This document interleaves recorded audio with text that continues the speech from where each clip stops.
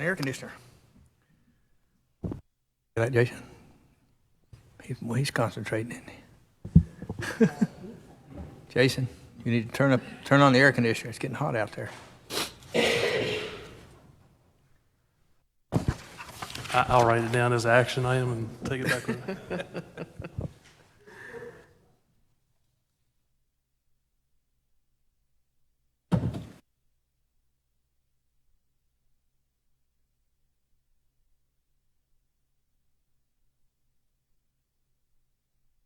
Good evening, everyone. It's now time for us to call our meeting into order. Ms. Davis, if you would note the roll for us, please. Ms. Kane? Here. Mr. Dobbins? Here. Mr. Ingram? Ms. Kotzman? Here. Mr. Larking? Here. Mr. Levy? Here. Mr. Merricks? Dr. Miller? Here. Ms. Williamson Branch? Here. Thank you. The minutes from March 28th, 2022, Commission's meeting. Are there any changes? Hearing none, can I get somebody to make a motion, please? So moved. Thank you. Second? Okay. Would you note the roll, please? Ms. Kane? Yes. Mr. Dobbins? Yes. Ms. Kotzman? Yes. Mr. Larking? Yes. Mr. Levy? Yes. Ms. Williamson Branch? Yes. Great, thank you. Ms. Holly, review of the utility financial statements.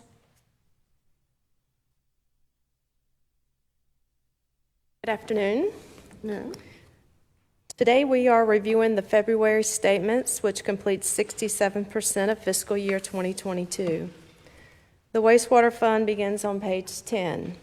The wastewater fund reports operating revenue of $6 million. That's slightly ahead of the budget at 67.4%, and a net increase of 1.6% or $96,000 from the prior fiscal year.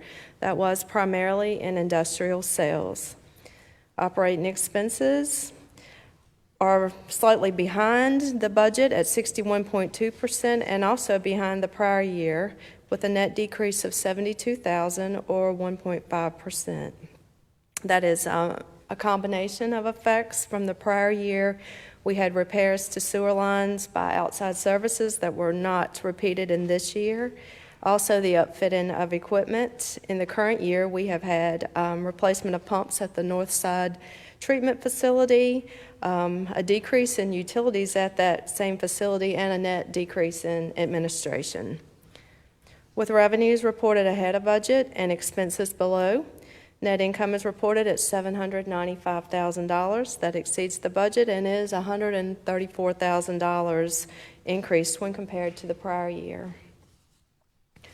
The water fund begins on page 11. The water fund reports operating revenue at 63.2% of budget and $5.7 million. That is ahead of the prior year by $6,000. Primarily, that's in industrial sales. We had an increase in residential and commercial sales, however.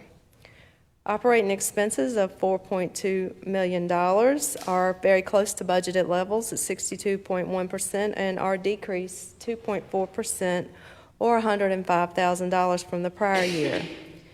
The decrease is primarily within distribution and administration, offset by increases in most other areas with the exception of service.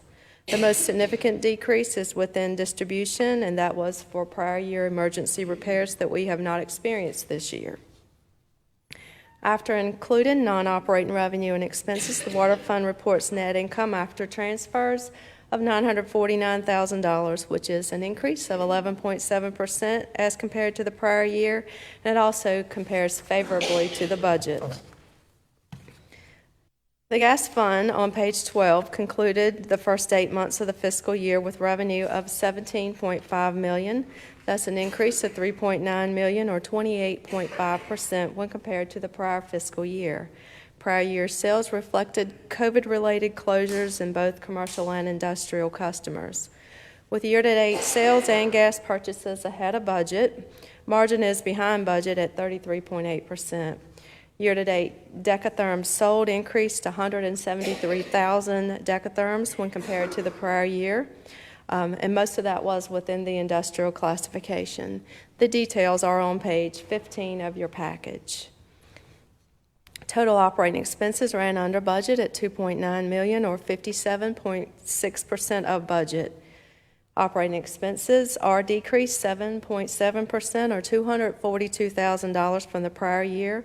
That was in allocations, wages, and depreciation within administration. Net income before transfers was $3 million as compared to the prior year-to-date net income of $1.9 million. Net income after transfers was $870,000 as compared to the prior year net loss of $185,000. The gas cost recovery was an under recovery of $483,000 on February 28th, and that decreased to an under recovery of $414,000 on March 31. The electric fund begins on page 13. The electric fund reports operating revenues of $83 million, or 67.6% of budget. That reflects a 4.6% increase, or $3.6 million from the prior year. Purchased power costs were slightly ahead of the budget at 69.5% and slightly ahead of sales, and that is, again, due to a spike in natural gas prices several months ago at the Fremont Energy Center. Overall, year-to-date kilowatt-hour consumption increased by 1.7%, or 10.3 million kilowatt-hours compared to last year. The most significant increase, again, was in the industrial classification at 9.4 million. Decreases were experienced in both outdoor lighting and in residential customers.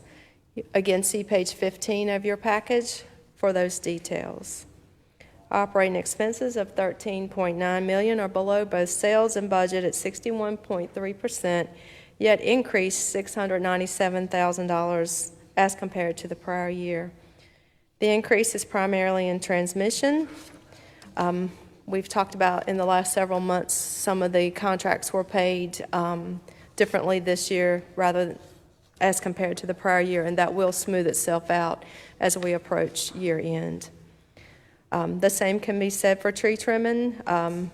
We do expect to expend most of those funds before the end of the year.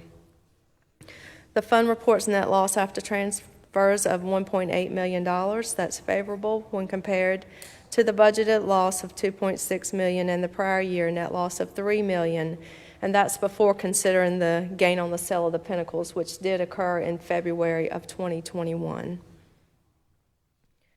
The power cost recovery was a cumulative under recovery of $369,000 on February 28th. That balance increased $714,000 in the month of March to an under recovery of $1.1 million. We expect the over-recovery balance to fluctuate over the next several months with a over-recovery of less than $500,000 by June 2022. Telecommunications begins on page 14. Telecom revenue of $474,000 is ahead of the prior year, 9.1% or $39,000, and ahead of the budget. Purchase services are ahead of budget at 82%. And ahead of the prior year by just over $5,000. General and administrative expenses are decreased $36,000, that's in allocations, in comparison to the prior year, and are below budget at 57.5%. With revenue ahead of the budget and expenses behind, the fund reports net loss after transfers of $119,000, and that compares favorably to the prior year loss to date of $186,000. Okay. Any questions? Thank you, Ms. Holly. Ms. Gray, would you like to introduce our guest? Yes, ma'am. It's very timely to talk about natural gas, everything going on in the world affecting natural gas prices. But I'd like to introduce Zach Latrell from Symmetry Energy. Symmetry is our marketer, gas marketer that has been representing our natural gas interests for the past year, going on right at 12 months here. So I'll let him present information and open it up for questions. Thank you. Welcome. It's a pleasure to be here this afternoon. Symmetry Energy Marketing, or Solutions as we are now called, we have been doing business with Danville since April 2021, so right at a year. We're headquartered in Houston, Texas. We have regional offices in Franklin, Tennessee, where I'm located, Louisville, Kentucky, St. Louis, Missouri, and Denver, Colorado. So mainly in the southeast, but we reach over into the west a little bit. We serve about 145 municipal customers, about 1,500 to 2,000 industrial customers, and over 30,000 residential and commercial customers, mainly in Texas. We've been in business since 1989. We started out as Woodward Marketing, and then Woodward Marketing was purchased by Atmos Energy Marketing, which was then purchased by Centerpoint Energy Marketing, and now we're Symmetry Energy Solutions. But it's all been basically the same company, especially with my core group of guys. I've been with Woodward Marketing since 2001, and everybody who's in our core business group has survived all the changes and all the purchases for the most part, and we're all still together. So basically the same company. We do natural gas supply and asset management services is basically what we do for the city currently. We also do risk management analysis. We look at your storage and capacity needs and see if you're adequately funded or adequately supplied, and then we could help with negotiations for new capacity or new storage. And then we also do a little bit of high-level rate calculations and helping you look at your rate structures. But that is kind of just as a favor and using our knowledge to help out the city. We don't charge any additional for any of those services, but we don't hold ourselves out to be the guaranteed expert that you'd go out and hire to do a rate study. But now we can just start with the information I came to today.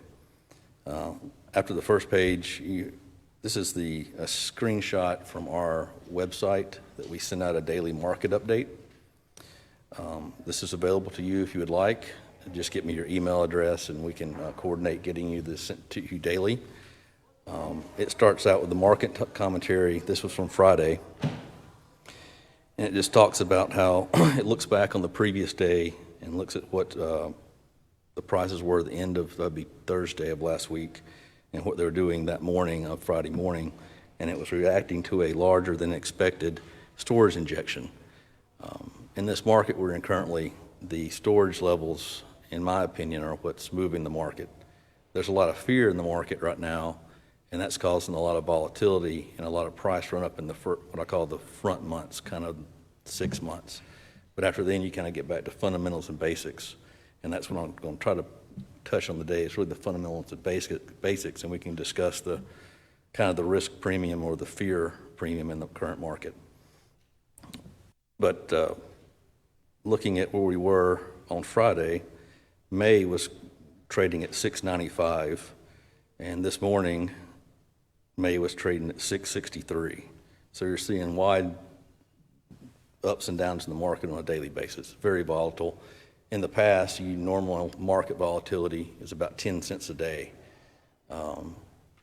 Past 30 days, the average market volatility has been 45 cents a day. So we're seeing wide swings from one day to the next. If I look at last week, we were up Monday and Tuesday almost $1.50 on the prompt month being May, and then Wednesday, Thursday, and Friday we traded down almost $1.50. So the market is in a really tumultuous time, and it's trying to find its home.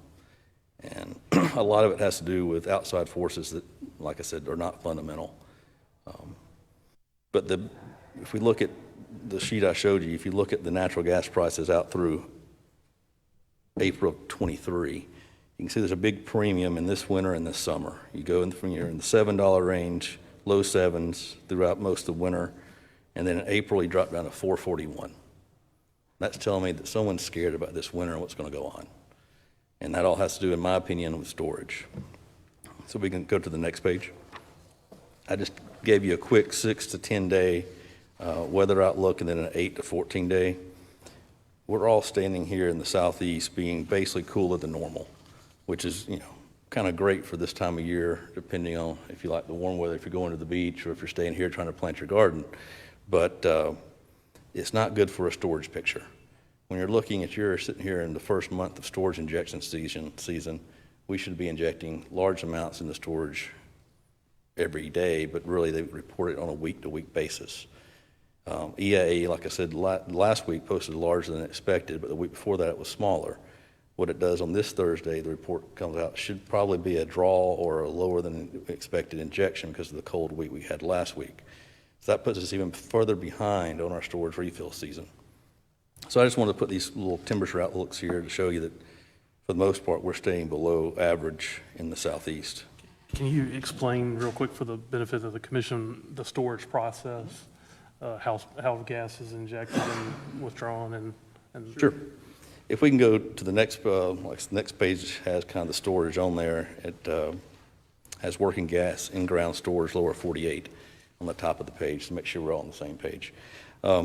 Storage works one of two ways for the most part. You either have a depleted oil well that is used to store natural gas under pressure, or you have a salt dome storage facility. There's a big one in actually in Virginia, down in Saltville, Virginia.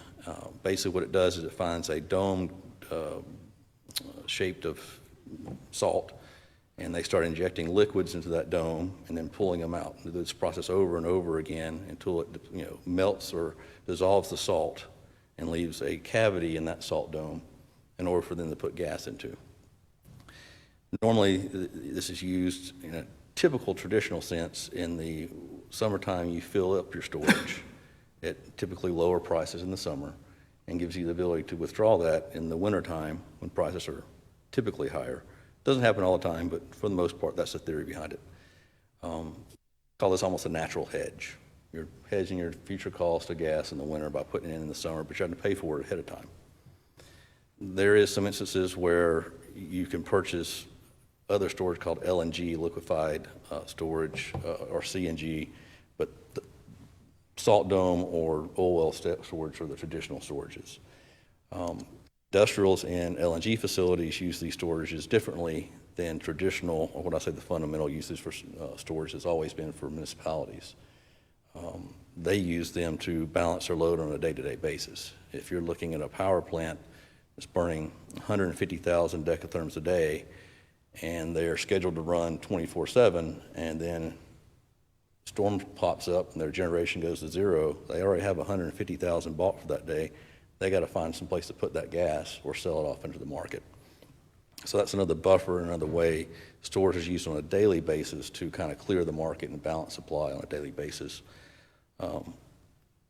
Wasn't really expecting to talk about this, but one of the things we did talk about last week in our management meetings was that if you look at the amount of pipeline infrastructure and additional gas supply that's come online in the past decade, it greatly outpaces the amount of new storage that's been built in the past decade. So there's a huge, not a huge consensus, there's a consensus or a growing consensus in the industry that, of a need for additional storage in order to meet our peak day obligations, one, in the winter, but then to also meet these with more cold gas-fired generation occurring, you need more of this day-to-day balancing operation from storage. Does that basically answer what you want me to say? Or? Very good. Okay.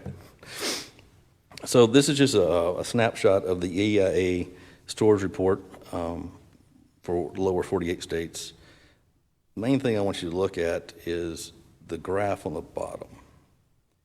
If you look at July of 20, the blue line is the lower 48 actual storage inventory, the dark blue line. Kind of the shaded area is the 5-year average, and the middle line going through is just the 5-year actual numbered average. And I misspoke. The shaded area is the 5-year range, the maximum and minimum. So if you look at going into July of 20, we're on the very top, if not setting the new 5-year peak. And gas prices were $1.49. That was the summer of 2020. We go into the winter, by the end of it, we're still at the top end of that range. We're maxing out. We're putting as much gas in the stores. People are wondering, where can we put more? We need more storage. We can't, we're 100% full almost. Not technically, but we're almost there practically.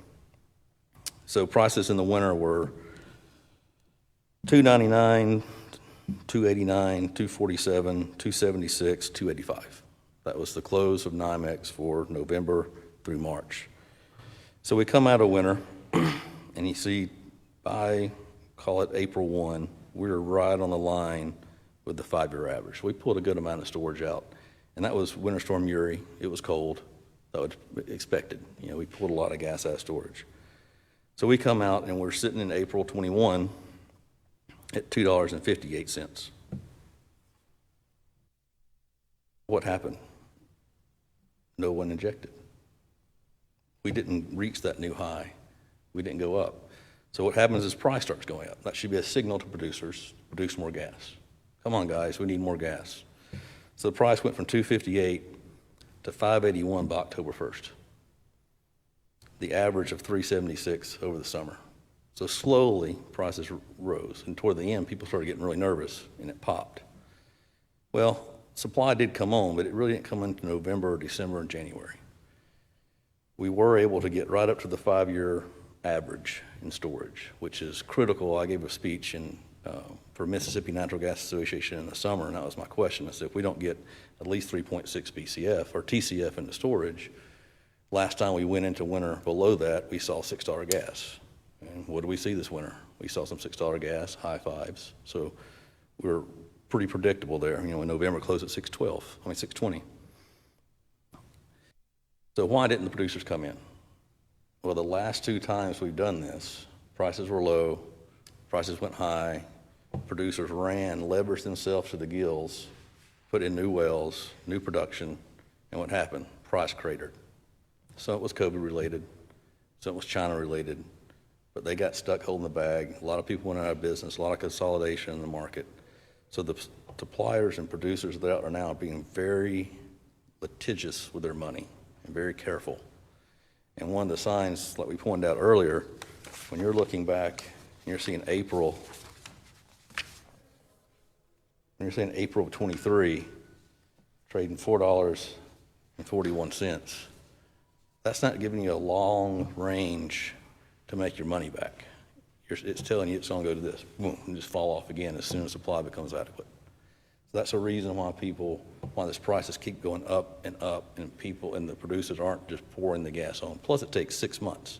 Once you start drilling a well, you're not going to get anything out of it for 6 months.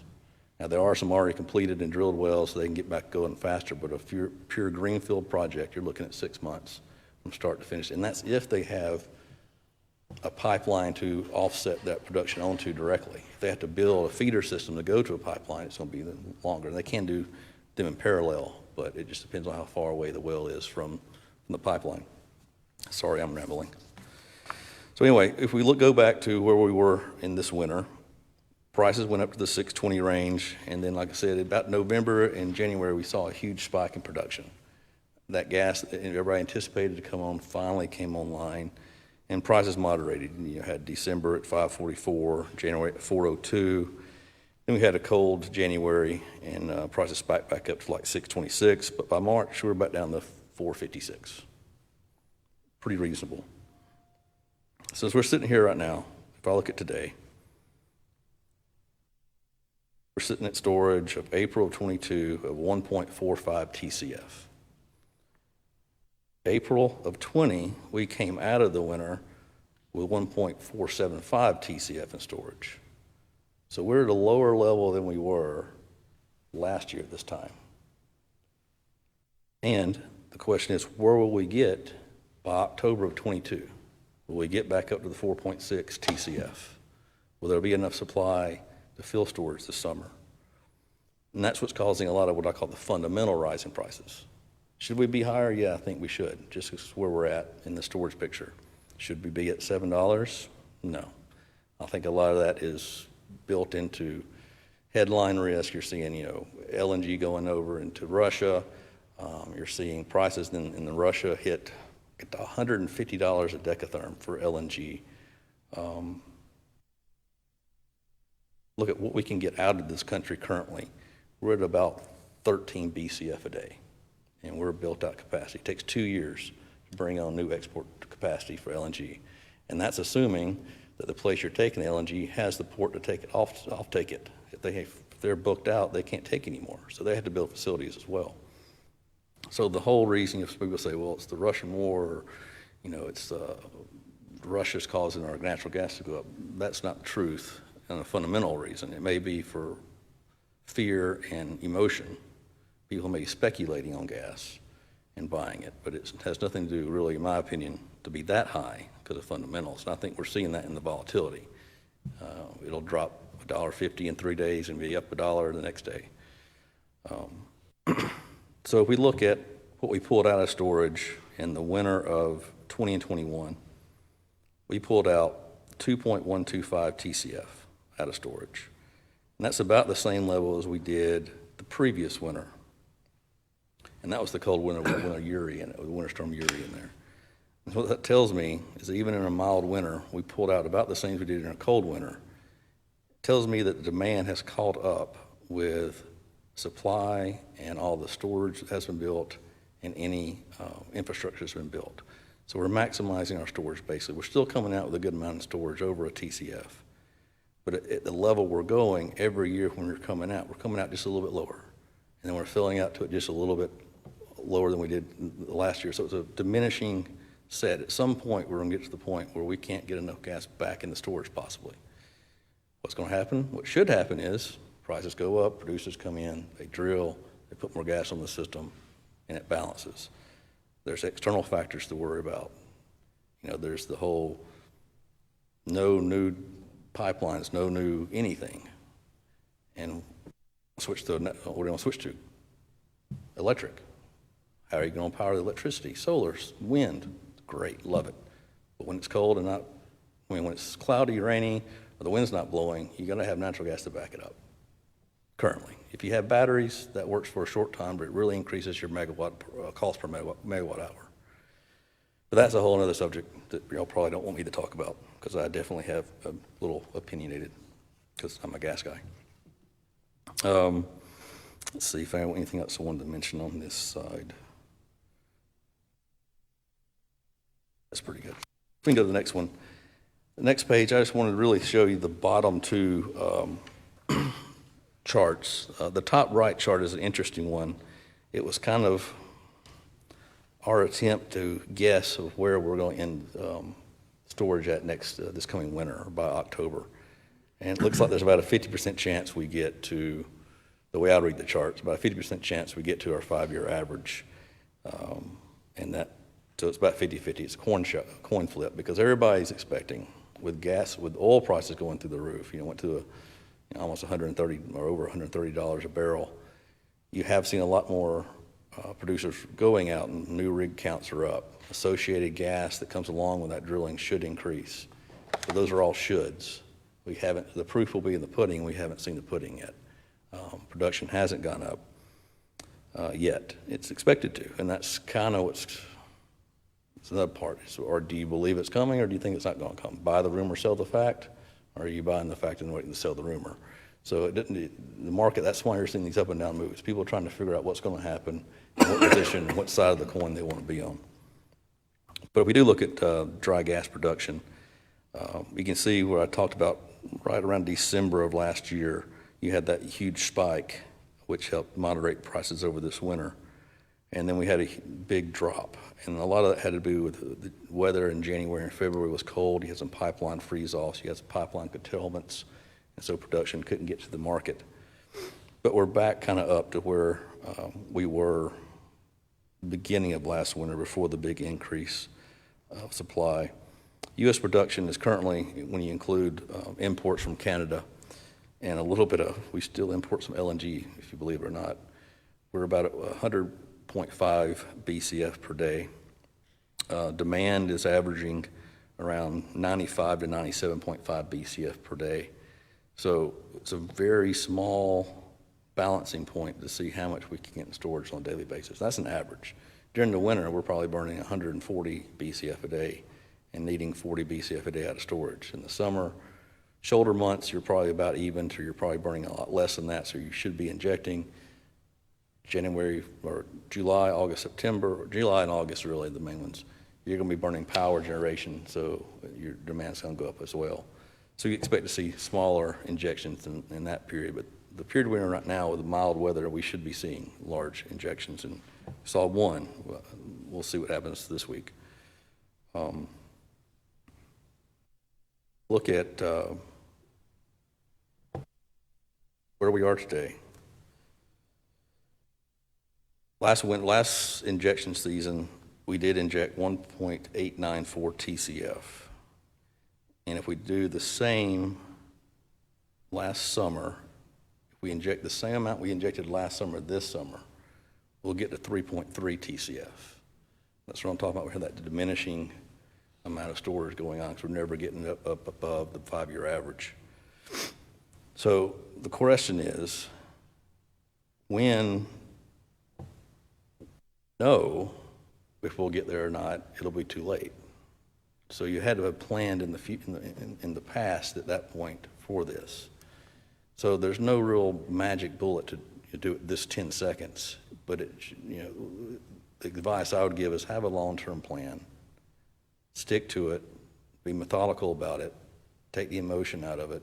Sometimes it may look ridiculous to buy $6 gas, but if your plan's to buy, 10% every quarter, 3 years out. And if by the end of that, you have a little bit of wiggle room. This month, we're going to do this hedge. And the last day of that month, if it's $6, you pull the trigger because it's like investing. You're taking the emotion out of it. Some will be good, some will be bad, but it's kind of like insurance. Everybody tells me, I need a hedging plan. And I said, well, what's your goal? We want to beat the market. I'm not your guy.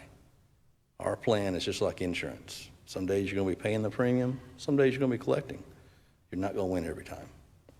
So there's a lot of risk out there, from political risk on the pipeline side and production. There's risk that we don't get back to the 3.6 to 3.7 TCF in storage this winter. And what happens then, we will see higher prices if we don't get there.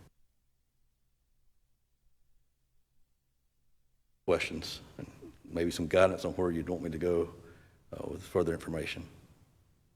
Can you talk a little bit about the lower right-hand graph, LNG feed gas? Totally skipped that. I'm sorry.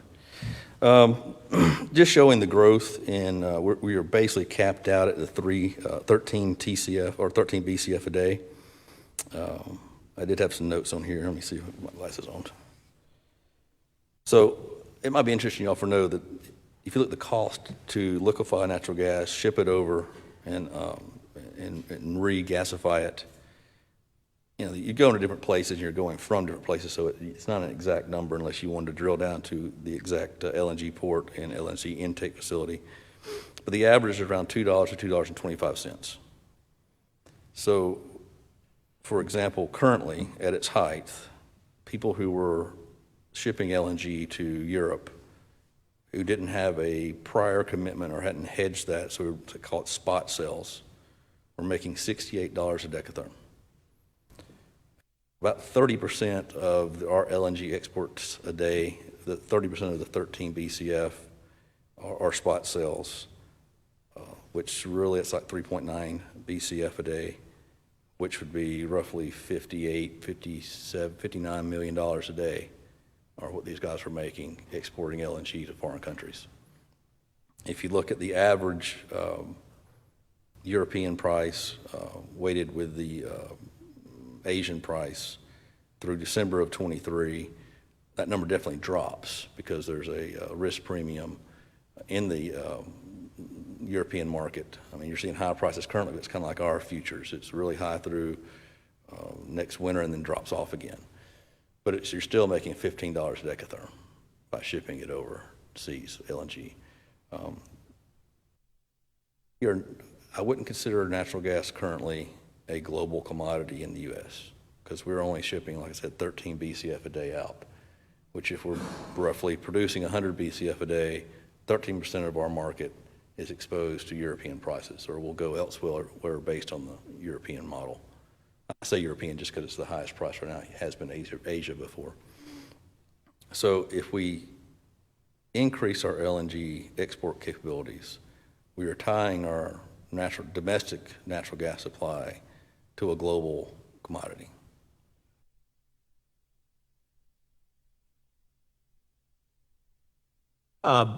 Observation, given what you just talked about as far as the LNG side, coupled with the storage tightness, I guess I'll call it.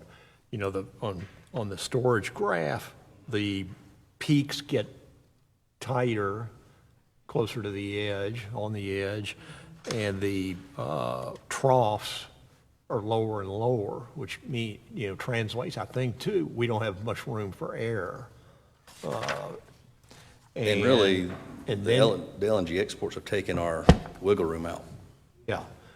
And the move in Europe, Germany, and a number of other countries to attempt to disassociate themselves from buying Russian gas through their pipelines, it looks like it's going to put tremendous pressure to develop export LNG facilities, which will really put pressure on our domestic probably supply, and that will translate into price. I mean, I really don't see how that cannot happen, which would be very negative for domestic cost and supply.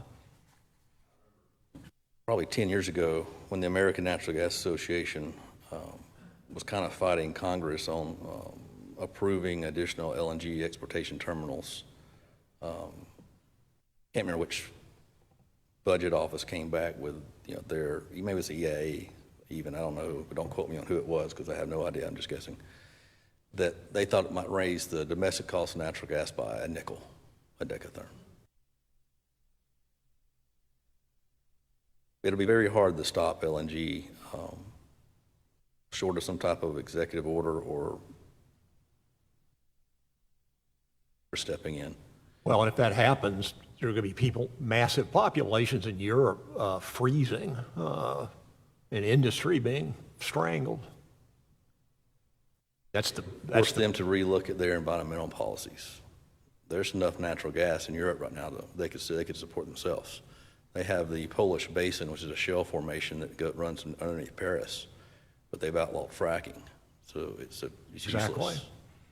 So you outlaw fracking, you put these huge strangulation on domestic pipelines in the U.S., and where do you end up? With a nightmare. Even the best cost scenario, if it costs us $250 to get it over there, they could drill their own stuff and save $250. Hope we don't make the same mistake that you're describing in certain European countries, but it looks like we are. All signs currently point toward it. That, all this global discussion, the big picture, I think it's really good that you're laying this out for us, but it will affect us right here in this room and our users of gas. And it can be a lot sooner than people think. More questions? European gas comes from Russia. That's a number I don't know exactly, but I believe it's upwards of 50 to 60%, if I'm not mistaken. It's a lot. Price per decatherm in certain European countries has been $60, $70 per decatherm, if I recall. That's recently. Correct. A lot of industry has shut down because they can't, in Europe, because they can't make a profit at that price. Great for economic growth. Should bring some stuff over here, but if we go down the same road, then they won't be able to produce.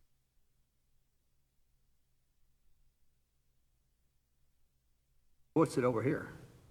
Of what we take in from Russia? Current market's about $7 today. $7 versus 50 or 60 over there. That's correct. You're saying if they try to buy it here, we don't have the capacity to get it? Currently, we do not have the capacity to get it to them. We're maxed out at 13 BCF a day, and we've been exporting that since January. There are new liquefied natural gas trains being built to be able to allow for more. So they're building more LNG stations to be able to export more gas. Currently, I know of 3 that are in the approval process or have been approved and not completed. One is, I can't pronounce it, Kakalika Pass.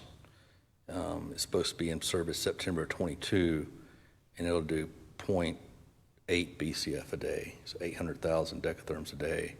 And then in 2024, you have Golden Pass that comes online that'll do 2 BCF a day, or 2 million decatherms a day. And there's another one. It's slated for like 2025, and it's like 0.6 BCF, so much smaller, but The appetite for that gas too is at the moment, you can call it unlimited, because they'll probably take every bit that we can send to them. the other part is, I mean, Else buy it from. this is one of those things, you can go to the rabbit down holes all day, and we can stay here till 8 o'clock at night discussing it. And then what happens, I mean, if LNG and natural gas prices in Europe stay that high, we're not the only game in town. I mean, you can go to Qatar, you can go to other countries that have probably, let's just put it this way, they can get things done a lot quicker than we can with the permits and EPA standards. You know, they can get, there's no OSHA requirements. They throw guys in a ditch and start building. A lot of the gas abroad, I mean, we have the cleanest gas in the world in this country, and people that should have more appreciation of that in terms of the environmental issue. And it is a catastrophe if you see the coal being burned in China and the dirty gas being burned in lots of other places, and then add that to the fact that a lot of the global suppliers are our avowed enemies. You know, Iran, Russia, Venezuela, and some of the other Mideast countries. Arguably you could put in that category. Yet we continue to beg them to sell us some, so we can continue to strangle our pipeline construction here in the U.S. Nuts. It doesn't make sense. Sense doesn't have anything to do with it, most of this, unfortunately.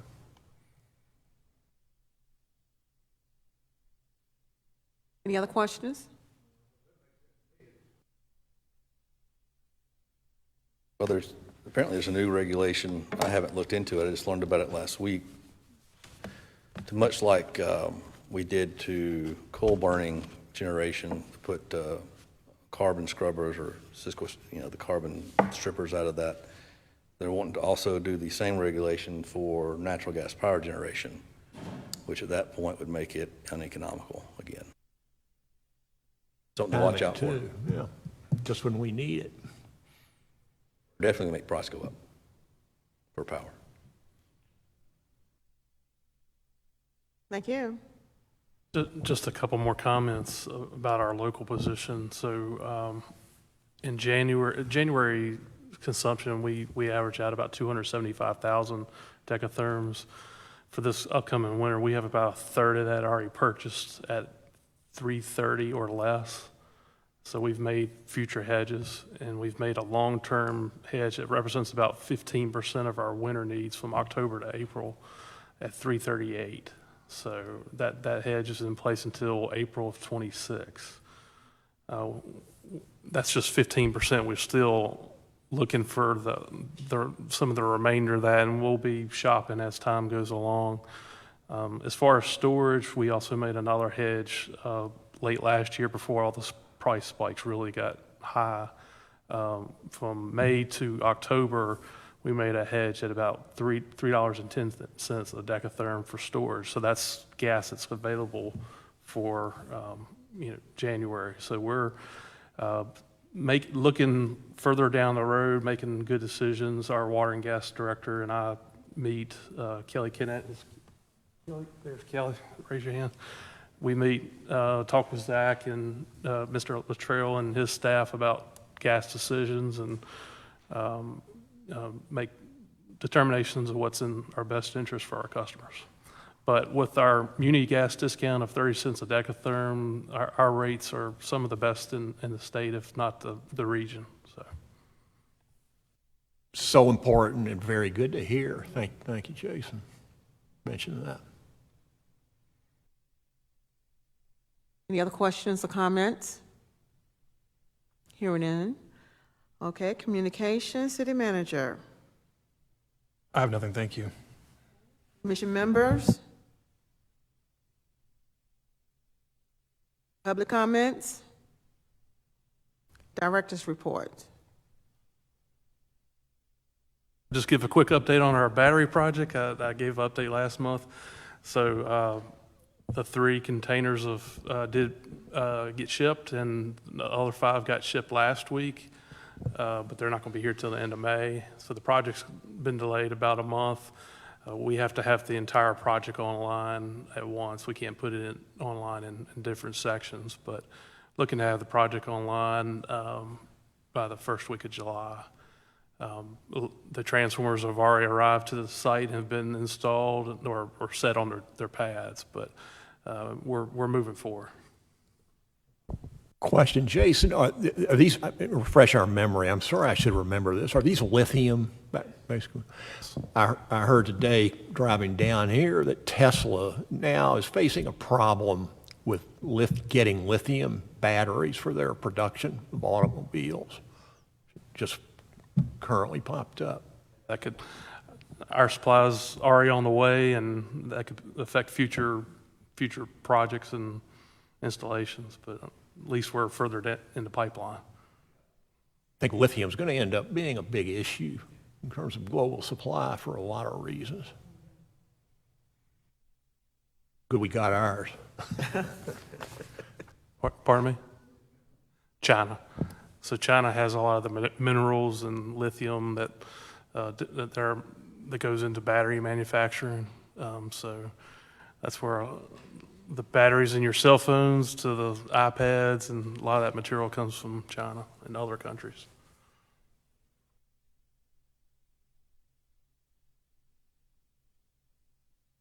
You'll still get the peak alerts. This battery project's only for a 10 megawatt portion. So we'll still send out peak alerts encouraging customers to curtail energy during high demand periods. So we'll continue to still do that. That won't change. Thank you. Thank you. Okay, well, we're down to the end. Our next utility commission meeting will be Monday, the 23rd. Okay.